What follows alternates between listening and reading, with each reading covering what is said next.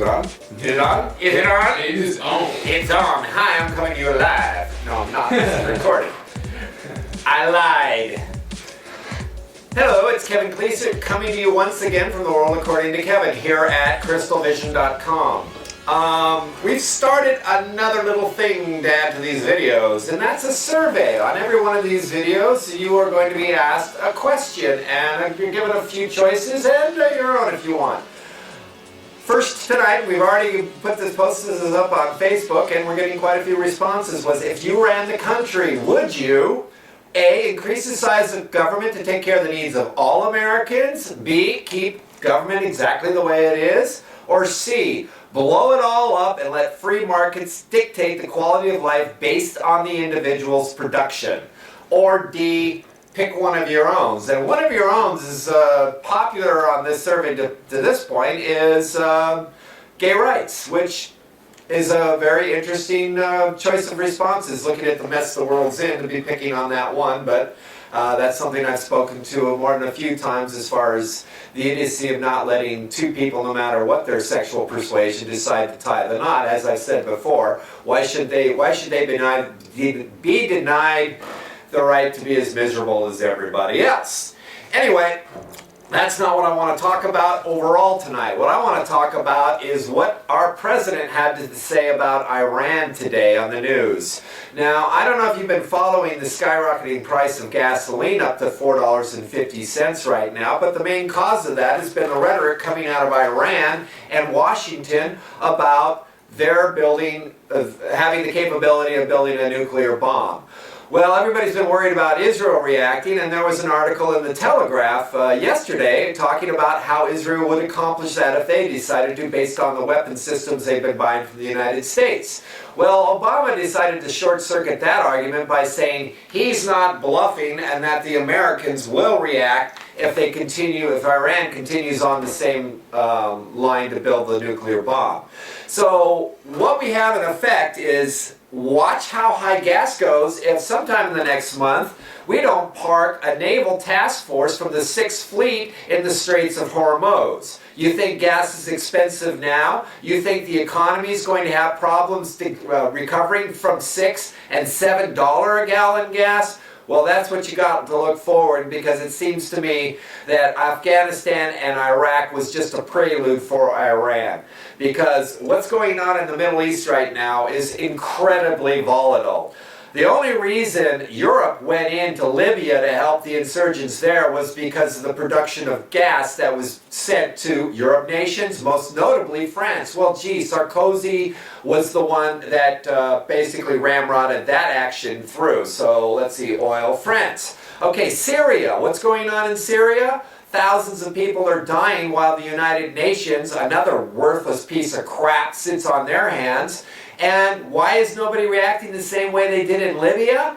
Because there's no oil in Syria, folks. Let's get real. We're not going to go ahead and put national treasure in it if there's not a dollar in it for us or in the United Nations.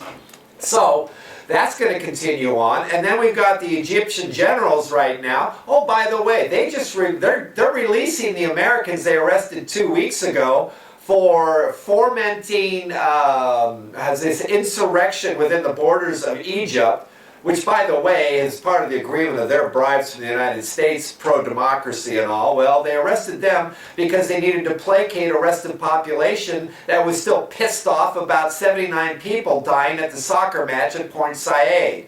So, once again, I was correct on that. It's a done deal. For a mere $5 million bribe, the Americans are being released. So, that's what's going on there. But now I want to talk seriously about the cost of war over the last 75 years. Let's go back 100 years. Let's go back to World War I. Our economy was moving along pretty strong with a real weak central government, not a whole lot of debt, and then we got into World War I with Mr. Wilson. Well, World War I exploded the national debt 10 times the total it was pre-World War I.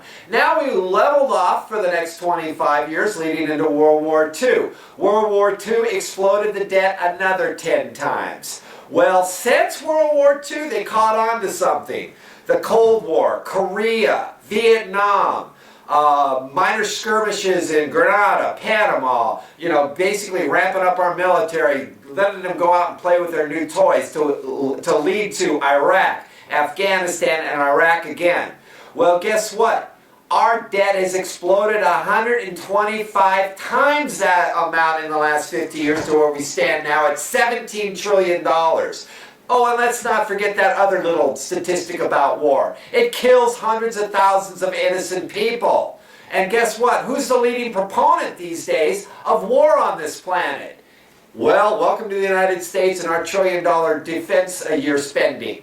That's what we're getting for our money. If they're going to build the toys, they're going to use them. Well, Iran's obviously the next target. That is going to come to pass, mark my words. And then you're going to watch the economy slip even further down the rat hole and us further into a police state. Because let me tell you, since 9/11 and Homeland Security and the Patriot Act, what have we gotten out of all that? We've gotten hundreds of thousands of surveillance cameras that can follow your every move as a private citizen. We got tracking devices in your cars, in your cell phones. We've got strip searchings in the fucking airport. Which, by the way, the very fact that I'm talking about this, if the wrong person sees this, I will be on the no-fly list and I will be strip searched. Welcome to America in the 21st century. Civil rights are becoming a thing of the past. The Patriot Act was supposed to be temporary. Guess what? It's now 9 years old. It's not going anywhere soon. It's the same thing as the FBI under the Lindbergh baby kidnapping, taking on the role of kidnappings without the authorities, so now to this very day, the FBI is involved with all kidnappings. It's the same thing because the banks are protected by the FDIC. The FBI now investigates all bank robberies. So all of these state problems, these local problems are now becoming federal problems. States' rights are totally being taken away at every level, which means your rights are being taken away. The cost of war is extreme. It's destroying our economy. It's destroying our ability to be a free society. The rights they have removed from us every time there is a conflict, and out of fear, we never get them back. You think torture is good? We still have Guantanamo. One of the first things this fucking president promised when he got elected was closing it down. 3 years later, we still have people in prison without due process. That is not the United States of America. That's the Soviet Union under Stalin. So, I'm getting pretty damn pissed off about this, and I'm shocked there's not that many other people out there with a voice starting to raise it, especially from your generation, those of you from the millennium. You're the ones that are paying the price of this. You're being worked into indentured servitude the minute you pop out of your mother's vagina, for God's sake. Every American born today comes with a $250,000 federal deficit to pay. From the minute you're born, you're paying taxes. 7/8 of all money that you will ever earn is either going to the federal government, the state government, the local government, or sales taxes. What freedom is that? There is no freedom in it. Which brings my question that I'm asking tonight about if you ran the country, how would you deal with these issues? Would you deal like the GOP candidates are right now, with their main topic of talking to you and getting your vote is about, we're not going to allow contraception to be part of health care as under the Preventative Care Act that was already signed into law 13 years ago and still isn't being worked in, it still isn't working through the system?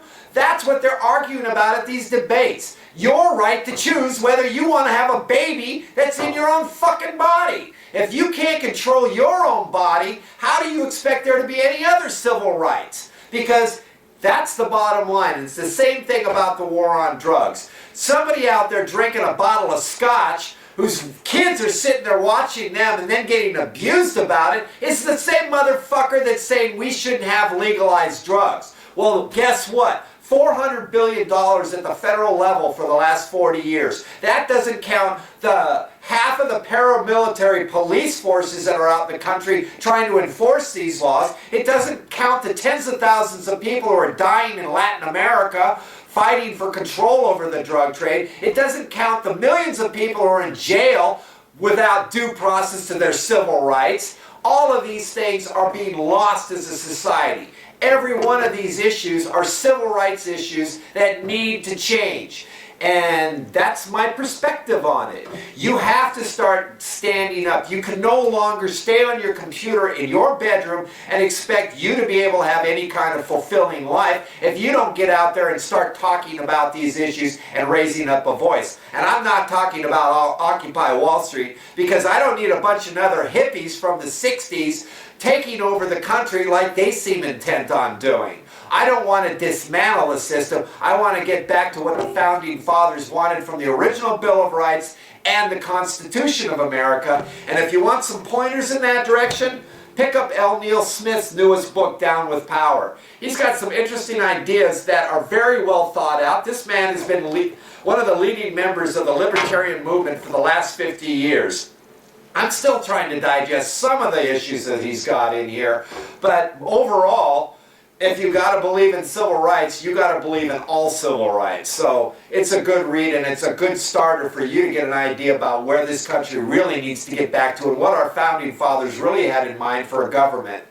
And basically, do me a favor, take that survey. It's, once again, if you ran the country, would you increase the size of government, take care of the needs of all Americans? B, would you keep it the same, or would you blow it up and let the free markets dictate the quality of life based on individuals' production? Thank you and good night. I'll be back tomorrow.